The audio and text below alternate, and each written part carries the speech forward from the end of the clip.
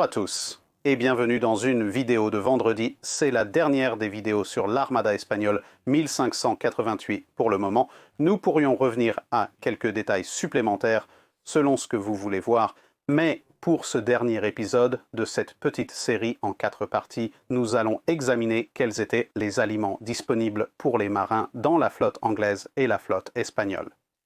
Pour cela, nous allons nous référer à cette merveilleuse arme de mêlée, Tom, qui est bien sûr Armada, l'entreprise espagnole, et la délivrance de l'Angleterre de 1588 par Colin Martin et Geoffrey Parker.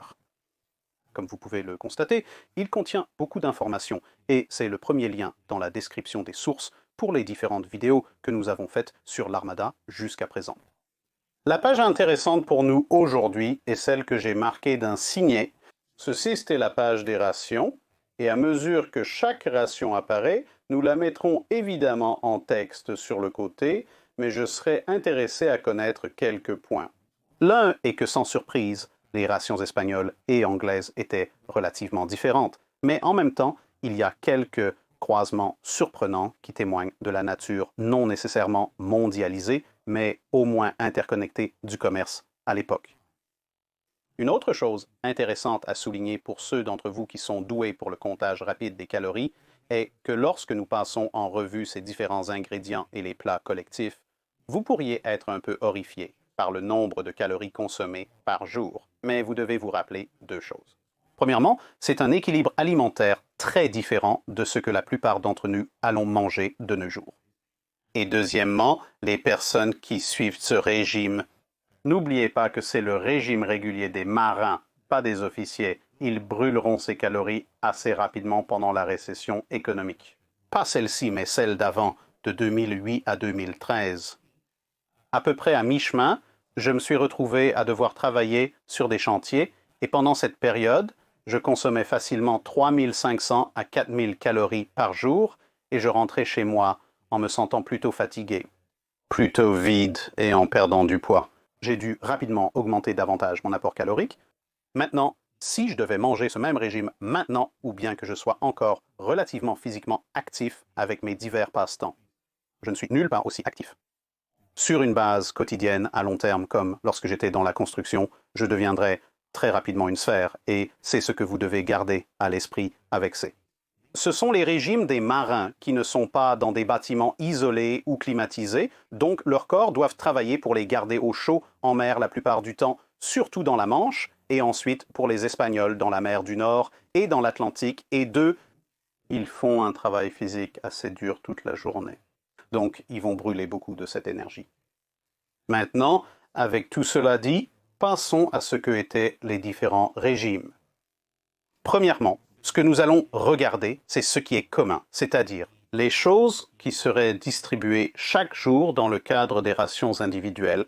Et ensuite, nous passerons jour après jour. Donc, nous allons commencer avec l'espagnol. Je vais juste me référer au livre ici de temps en temps. Donc, les Espagnols recevraient comme ration de base soit 1,5 livre de biscuits de navire, mais si vous avez vu la vidéo sur la nourriture du XVIIIe siècle, vous savez déjà ce qu'est un biscuit de navire, vous savez déjà quelle expérience culinaire horrifique c'est, et puisque certains d'entre vous semblent plutôt déconcertés par le fait que vous pouvez l'entendre être croqué à travers le rembourrage de ma bouche et les 5 pieds qui séparent la caméra, nous n'avons pas à faire de biscuits de navire, mais parce qu'il y a une autre option qui est 2 livres de pain frais. Maintenant, pour vous donner une idée, chacun de ces pains est une miche fraîchement préparée d'1 livre. Donc nous avons nos 2 livres de pain frais comme notre ration sèche de base, si vous voulez, et maintenant nous avons notre ration humide quotidienne de base. Maintenant, c'est l'un ou l'autre, et un tiers de pinte de vin, ou une pinte de ce qu'ils appellent du vin de Candia, qui est un peu plus fort, ainsi que 3 pintes d'eau pour tous les usages, ce qui inclurait la coupe avec le vin, parce que cela doit vous durer toute la journée. Vous avez donc entre 4 et 4 pintes et demi de liquide. Donc pour cela, nous avons de l'eau, et cela va probablement étendre notre capacité totale de verre ici dans une cuisine Drac. Donc, nous commençons avec 1,5 litre d'eau. Ce n'est pas particulièrement brillant,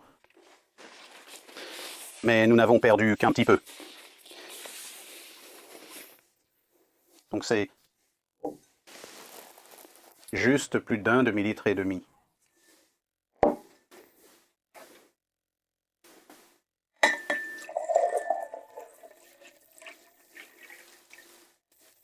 D'accord, donc nous avons 1,5 litre d'eau et nous devons monter jusqu'à 3. Maintenant, 2 de plus. Alors prenons nos carafes.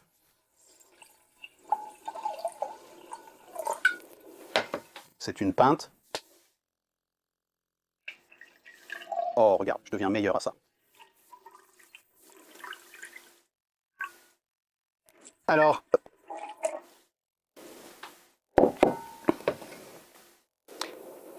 nous avons 1,5 litre ici, 1 litre là, donc il nous faut un demi-litre de plus.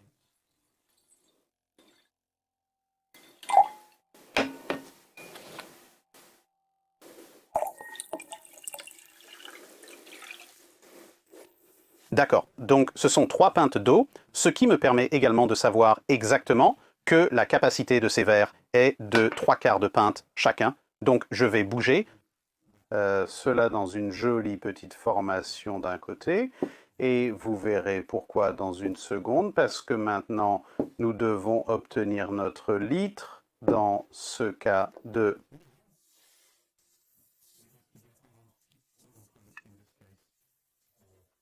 vin. Donc bien sûr, je suis allé chercher un vin espagnol, parce que, hey, il commençait bien, un bon nombre d'entre eux commençaient à Lisbonne, donc peut-être que c'était portugais, mais hey, c'est toute la péninsule ibérique, et ils se sont arrêtés à Corona, et Corona est en Espagne.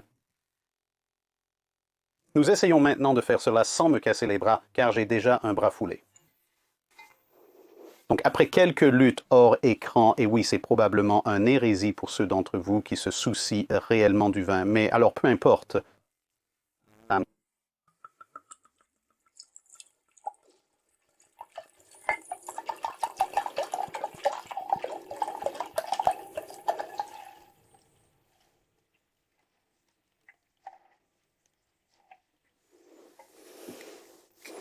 Un peu à gauche, je vais sûrement m'en servir pour cuisiner sous peu.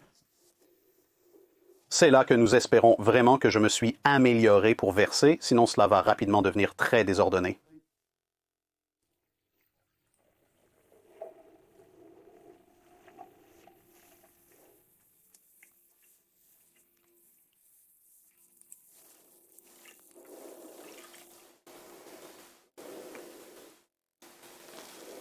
Voilà, exactement une pinte de vin fort.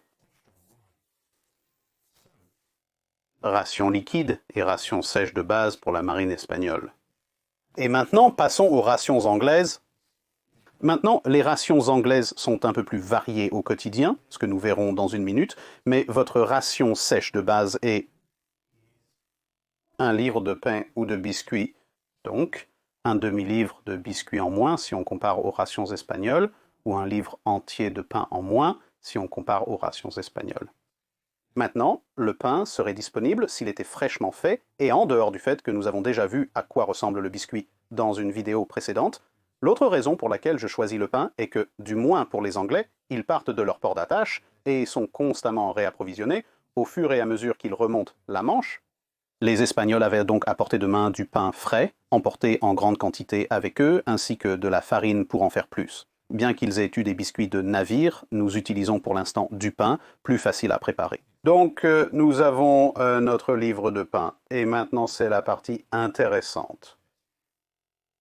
Un gallon de bière que mon petit tableau de conversion me dit être 8 pintes. Maintenant, considérant que j'ai utilisé tous les verres propres de la maison, sauf un, il n'y a aucun moyen de stocker 8 pintes de bière dans ce qui est probablement un verre de 3/4 de pinte, ce qui signifie que nous allons devoir utiliser la carafe. Donc, je les ai vidés d'eau, et sachant à l'avance exactement combien de bière nous allions avoir besoin, j'ai décidé, eh bien, allons chercher la bière la moins chère parce que, eh bien, je pourrais le regretter car, bien sûr, nous devons maintenant voir comment tout cela fonctionne sur le plan diététique. Mais sans aucun parrainage particulier impliqué, commençons à vider la bière, d'accord? Oh, et bien sûr, Pour s'assurer que vous n'obtenez pas les anneaux, ils ont collé toutes les choses ensemble. Qu'est-ce que c'est? Je suppose que c'est une bonne idée.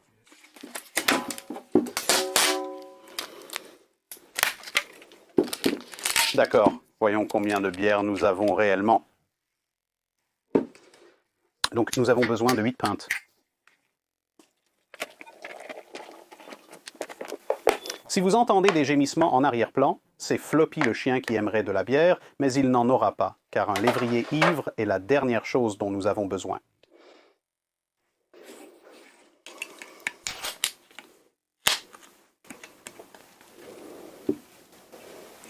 Pendant que nous attendons que la mousse de la première se refroidisse, je vais commencer à ouvrir les autres parce que ce sont apparemment des canettes d'une pinte. Eh bien, en fait, si ce sont des canettes d'une pinte, et il semble que celle-ci prouve qu'elle va l'être, alors pendant que nous attendons que celle-ci se stabilise et que j'ouvre les autres, nous pouvons envier ou compatir avec les marins anglais, parce que, après tout, oui, d'un côté, ils ont un gallon de bière par jour. D'un autre côté, cela peut être aussi néfaste.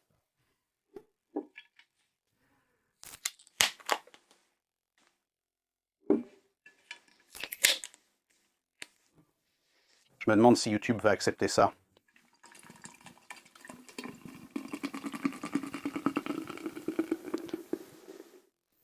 Comme vous pouvez le deviner, je n'ai jamais exercé le métier de barbier par le passé. Curieusement, Madame Rack, dont vous entendez probablement le rire en arrière-plan, a déjà travaillé derrière un bar et risque de me tuer plus tard pour ma technique de versement.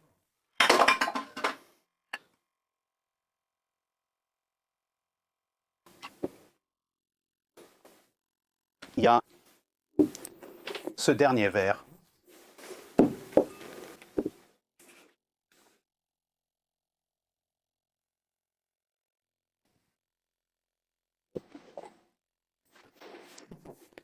Je vous assure que cette partie va s'intensifier.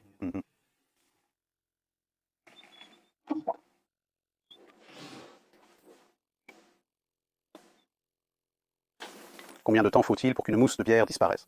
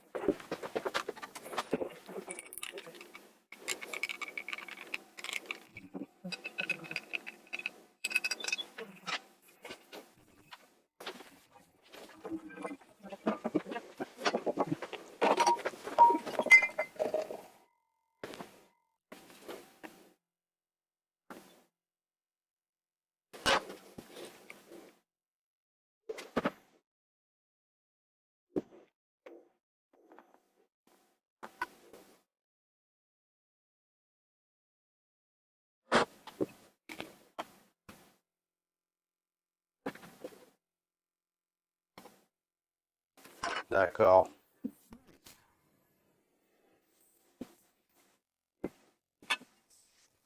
Donc, dans le style du pire barman du monde, voici la ration quotidienne de liquide anglais et la ration sèche standard.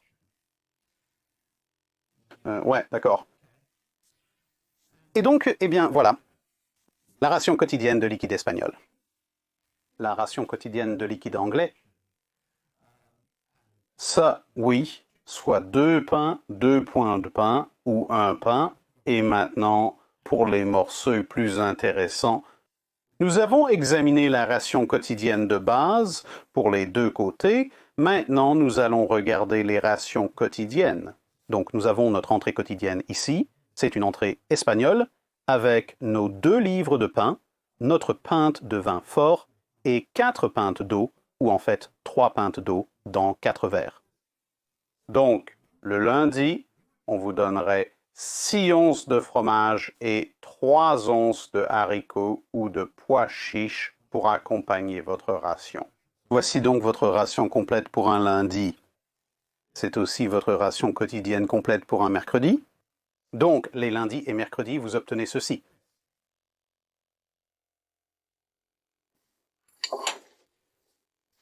Puis le mardi, c'est un peu amusant. Vous obtenez soit 6 onces de poisson, qui pourraient être du thon ou de la morue, ou du calmar, ou... Voici les options disponibles aujourd'hui, qui est 5 sardines. Pas étonnant qu'ils étaient prêts à se révolter. En plus de cela, vous avez obtenu 3 autres onces de haricots ou de pois chiches, plus vous avez 1,5 once d'huile d'olive et 1/4 de pinte de vinaigre. Maintenant, je ne sais pas grand-chose sur la cuisine méditerranéenne parce que, bien sûr, la moitié hispanophone de mes ancêtres vient d'Amérique du Sud, mais je suppose que peut-être le vinaigre a quelque chose à voir avec les sardines. Peut-être. Qui sait? Vous pouvez faire du pain frit à l'huile et probablement aussi les pois chiches. Honnêtement, je ne sais pas ce que vous faites avec le vinaigre, mais voilà. C'est votre ration du mardi et aussi du dimanche. Alors, emportez-les.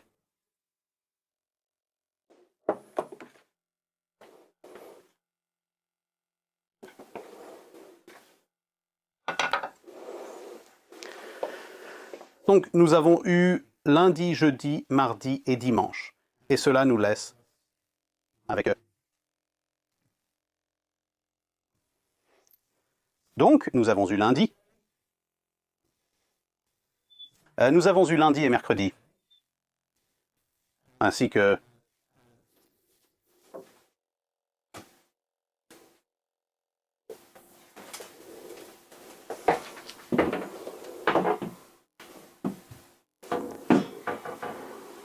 Lundi et mercredi, vous obtenez votre fromage et vos pois chiches.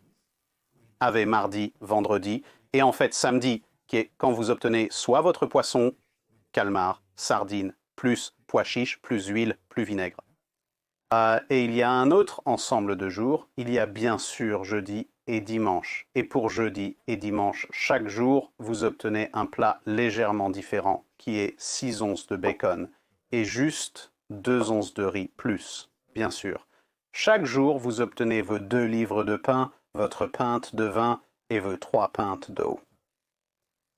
Donc c'est chaque ration quotidienne pour les Espagnols dans l'armada espagnole.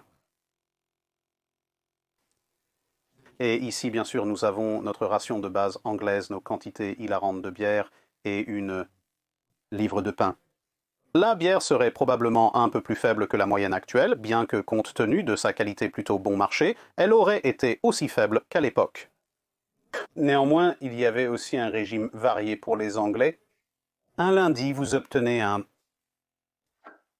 pinte de pois pour accompagner vos 8 pintes de bière et pas moins d'1 kilo entier de bacon. Il est clair qu'il savait ce qu'il faisait avec celui-là. C'est simplement votre ration de lundi. Puis, le mardi, vous recevriez votre ration standard. Et ceci est un beau morceau de bœuf frais ou salé, mais encore une fois, nous avons opté pour du frais, car la marine anglaise est juste à sa porte. Maintenant, c'était en fait 2 livres de bœuf frais ou salé, et ceci est environ 1,5 livre de bœuf, mais c'était le plus gros morceau de bœuf que j'ai pu trouver au supermarché, qui n'était pas un rôti complet que j'aurais ensuite dû découper en morceaux. La corruption étant courante à l'époque, le pourvoyeur gardait environ 4 à 6 onces de bœuf pour lui-même, et c'est mardi, un gros morceau de viande, un gros morceau de pain et beaucoup de bière. Ouais, tu aurais aussi ça les jeudis et dimanches.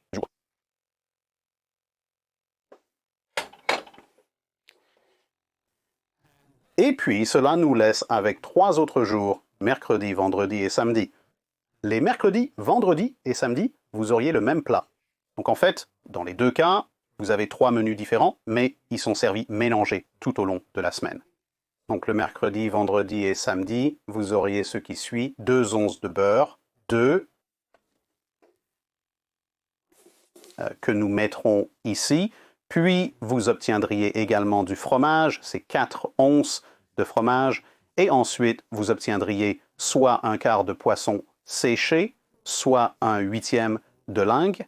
Et si vous vous demandez ce qu'est un poisson séché, c'est un cabillaud qui a été conservé de manière très basique, sans aucun additif supplémentaire. Maintenant, la taille exacte d'un quart de cabillaud varie tout au long de l'histoire. Grâce à la surpêche, le cabillaud de nos jours est en fait un peu plus petit que le cabillaud auquel ils auraient eu facilement accès à l'époque sur les grands bancs de Terre-Neuve.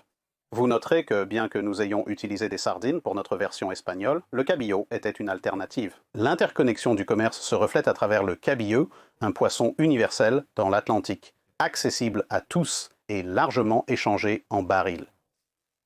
En faisant des recherches sur l'histoire de la taille des morues, on découvre que c'est un véritable terrier de lapin. À quel point les morues étaient-elles grandes par le passé?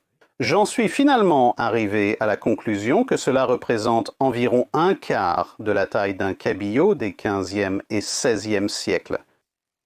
Donc c'est votre régime du mercredi, vendredi et samedi.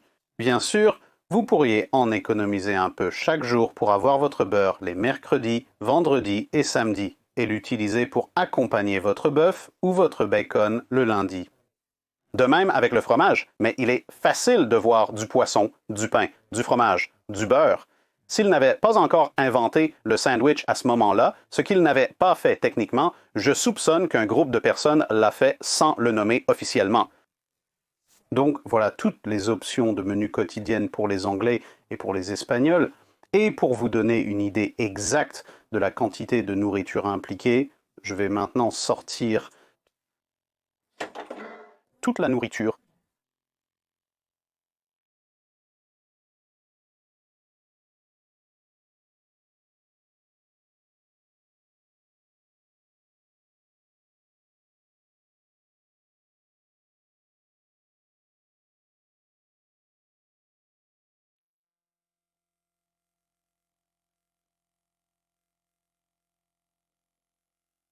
Alors, à part l'eau, nous avons rassemblé toute la nourriture que vous avez vue aujourd'hui. Et bien sûr, gardez à l'esprit que cela ne représente techniquement même pas une journée complète. Eh bien, cela représente une ration d'une journée complète pour un côté, mais tout le reste est en petits morceaux, parce que vous avez vos 2 livres de pain, vous avez toute votre bière, vous avez le vin là, vous pouvez imaginer les os. Ils ont du vinaigre, des pois chiches, de l'huile, du bacon, du bœuf, du riz, des sardines, beaucoup de fromage, un peu de beurre, du poisson à le vinaigre. Là, le pint de pois. Donc, ce sont tous les aliments qui étaient disponibles pour les marins dans l'Armada en 1588, plus bien sûr, comme nous l'avons dit, vous pourriez trouver du thon ou du calmar ou quelque chose comme ça aussi, et le bœuf pourrait être salé ou frais, et vous pourriez avoir du biscuit de navire à la place du pain. Et bien sûr, alors que les navires étaient capturés et que les navires échangeaient, de part et d'autre, évidemment pas entre les 2 marines, mais juste en général, vous pourriez avoir différents types de fournitures qui apparaissent n'importe quel jour donné, mais c'est une bonne idée représentative de exactement ce que vous mangeriez et boiriez si vous étiez à bord des navires de l'Armada en 1588 des côtés respectifs. Maintenant, je dois essayer de faire quelque chose de tout ça pour le manger, mais c'est une histoire pour une autre fois. Au revoir!